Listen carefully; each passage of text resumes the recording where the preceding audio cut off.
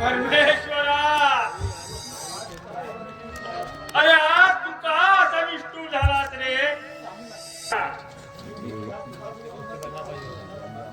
अरे मी दोन घास सुखानं खाऊन जगणारा माणूस आणि माझ्या स्वतःच्या जमिनीत मी पहिला साखर लाभणारा माणूस.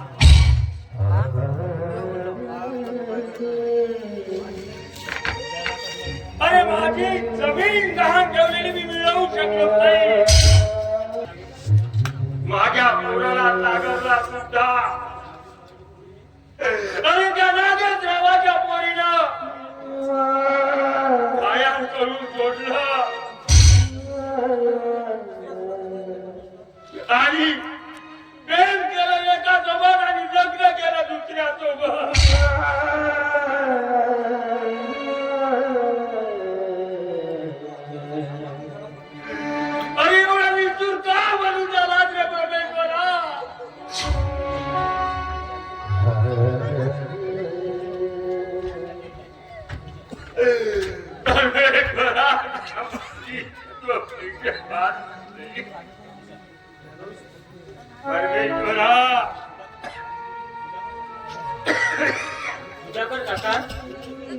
तुम्ही असे रडू नका.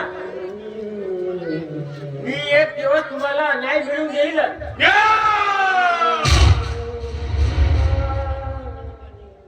आणि तुम्ही स्वतःची काळजी घ्या. न्याय न्याय या शब्दाची व्याख्या कधी मी समजलो नाही आणि न्याय हा शब्द माझ्या जीवनात नाही. अरे माझ्या सागरच्या शिक्षणासाठी आणि ते आजपर्यंत मी सोडवू शकलो नाही रे विचार. पण तुम्ही असे रडू नका. रडू नाही तर का अहो पण मला 2-3 दिवस झाले आपला सागर दिसला नाही. कुठं गेला तो? अरे तुला माहित आहे. अरे त्या स्वप्नात बेटीचं लग्न झालं.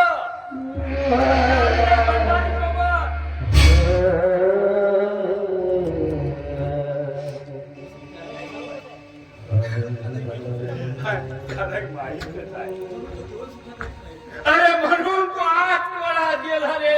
एक 8 वेळा पुन्हा सुद्धा जेवण सुद्धा करत नाही.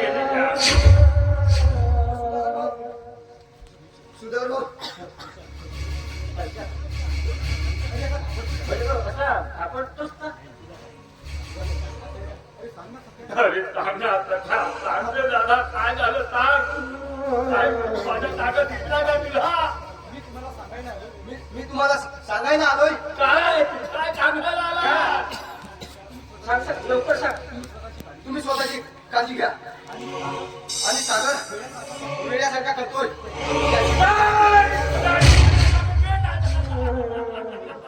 त्याच्यावर मात्र लक्ष ठेवा.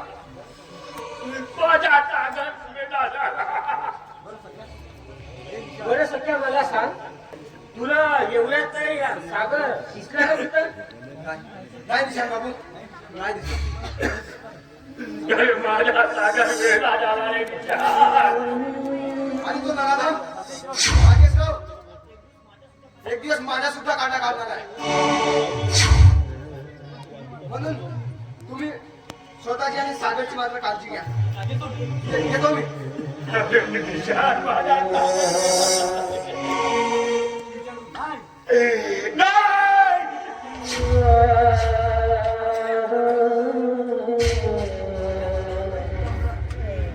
माझ्या सागरच्या केसाला तुझा धक्का लागला जाईल विचार.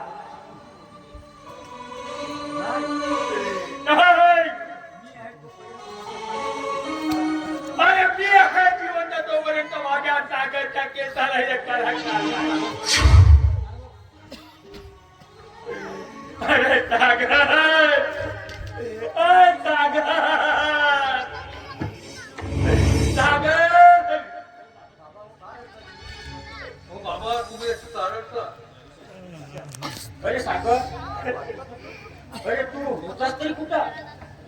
अरे फिरत होतो बाहेर. अरे घरी राहून करणार तरी काय सांग ना.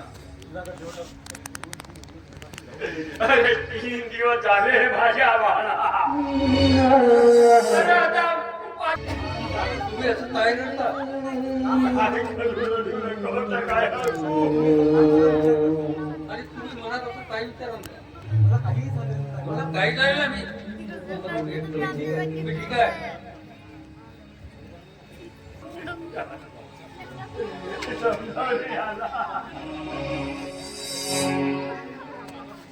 सागर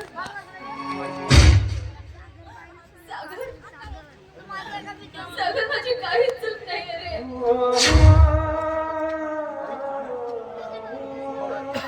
खरंच सागर माझी काहीच चूक नाही यार. सपना तू काय चूक नाही. मग तू सागर सोबत असे प्रेमाचे खोटे नाटक का केले आणि त्या अविनाश भंडारी सोबत लग्नाला तयार होऊन का लग्न केले सांग ना. यार माझी काही सुद्धा चूक नाही. अगं तुला माहीत होत ना अगं हा एक गरीब शेतकऱ्याचा मुलगा आहे म्हणून. अगं फक्त माझ्या या सागर केला तर प्रेमीचं नाव घेऊन काय नाट्य केलं.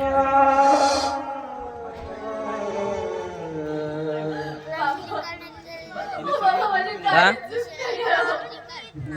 काय नाही ते काय माझ्या पोराची चूक आहे. कोण म्हणला अगं आजपर्यंत लहानाचा मोठा केलो पण आता दुःखी आणि कष्टी कधीच बघितलं नाही का. सागर अरे जे काय घडलं जे काय झालं त्यात माझा काही दोष नाहीये सागर.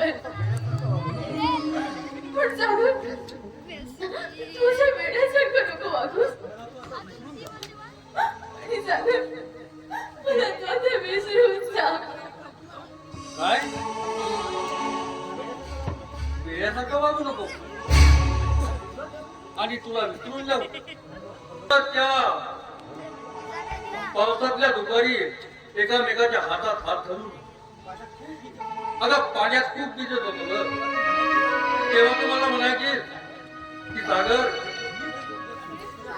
अरे मी तुझ्या सोबतीला नसले ना तरी माझी सावली तुझ्या सोबतीला असेल म्हणून. आणि या जीवनाच्या वाटेवर मला एकटाच सोड. नाही सागर.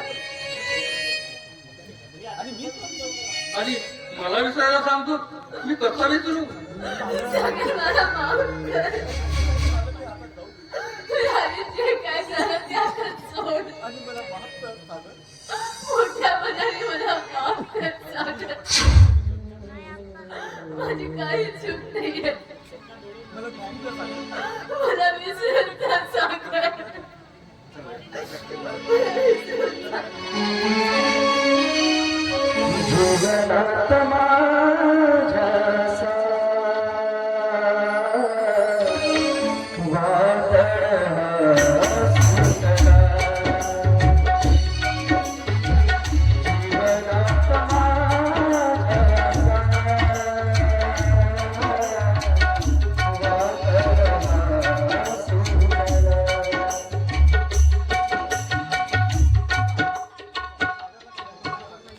सुटला. काका आपल्या सागरला काही म्हणू नका. ते झाले ते विसरून जा तुम्ही पण. आणि हा आणि सागरला काही म्हणू नका. नाहीतर तो स्वतःला काही करू शकतो. नाही माझा सागर शिकून शिकून मोठा झालेला माणूस आहे. याचा स्वतःला काही निर्बुद्ध सारखा काढला नाही. आणि माझा आत्मविश्वास आहे त्याच्यावर.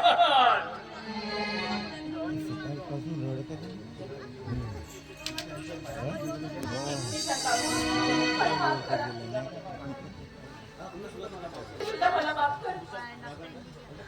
आणि शिक या गावात येऊन ते नागेशरावासोबत राहून पुन्हा या गावाचा विनाश करून टाकले आणि आता आमचं सत्यानाश करायला आले. जे झालं ते मला सर्व मान्य आहे. आणि त्या नराधम त्या नागेशरावांचे सगळे काळे कृत्य मला माहिती झाले. म्हणूनच आता हे गाव सोडून मी जाणार आहे. शेवटची तुम्हाला माफी मागायला आले. मला माफ करा. नाही, मी जे बोलतो ते नीट आहे गंगे. या गावातून तू जाण्या अगोदर तुझी फक्त मला एक मदत हवी आहे.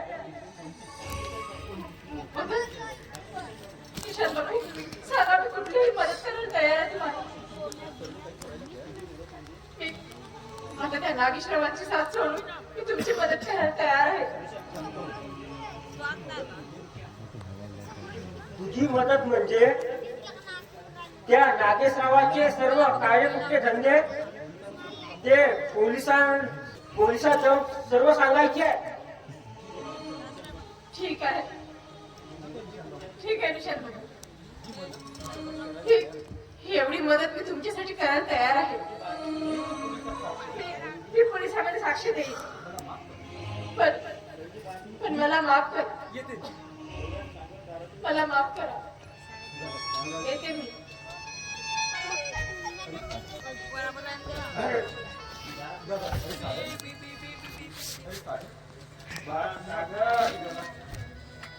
सागर, आता तू कुठं निघाला बाळा? बाबा मी कुठंच जात नाही. मी आहे तर. हो काका, तुम्ही आपल्या सागरला यापुढं कुठं जाते कुठं काय करते काहीच विचारू नका. बाबा येतो.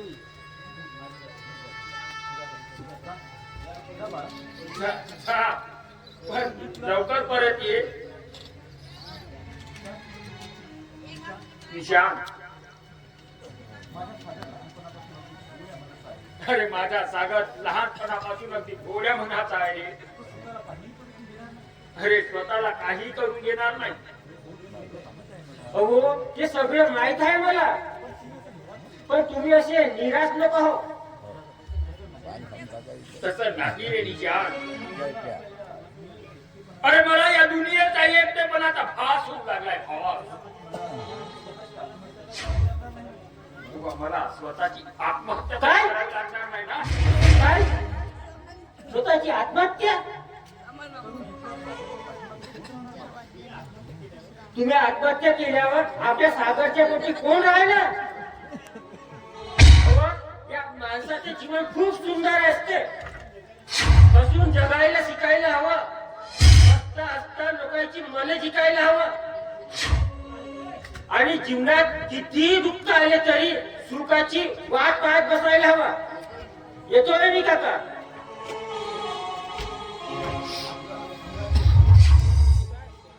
निशान, अरे निशान, तू म्हणतोस ते ठीक आहे रे. अरे पण माझ्या लक्ष्मीचा खून बलात्कार करून खून झालाय रे.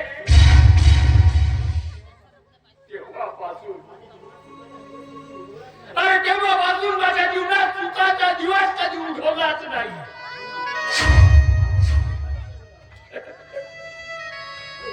अरे माझं जीवन मी दुःखातच जगत आलो.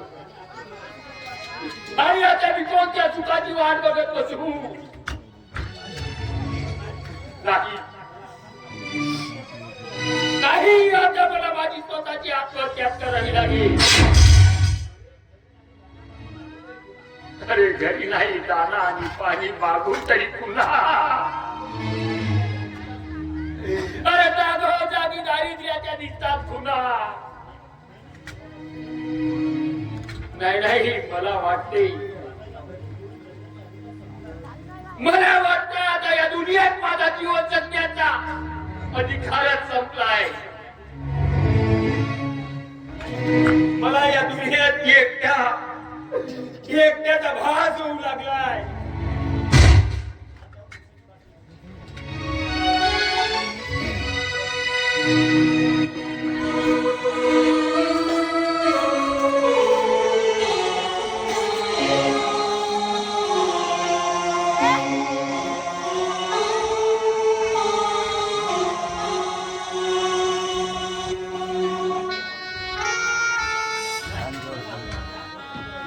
नाही नाही नाही. आता मला माझा आत्महत्याच करावी लागेल. आता माझा या दुनियेत कोणीच उरला नाही. अरे माझा आता जगण्याचा अधिकारच संपलाय. मला आता या दुनियेतून विसरून गेला पाहिजे.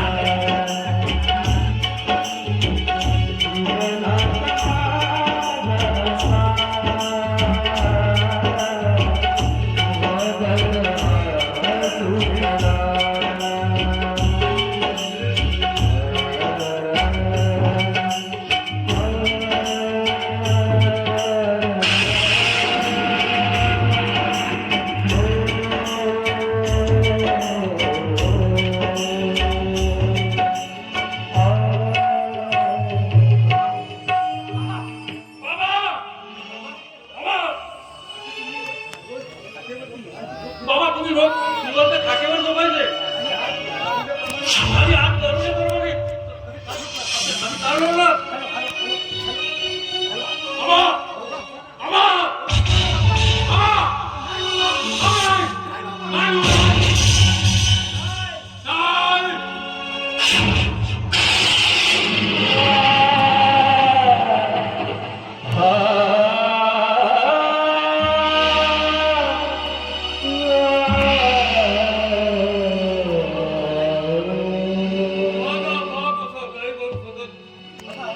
आत्महत्या नाही करू शकत. ज्या ठिकाणी असा पाप पाठीचे असते ना तिथं काहीच कमी नसतं. अरे असा पाप म्हणजे माझ्यासाठी आई ज्याच्यामुळे पागल रोगी माझ्या लेखणीची शाही.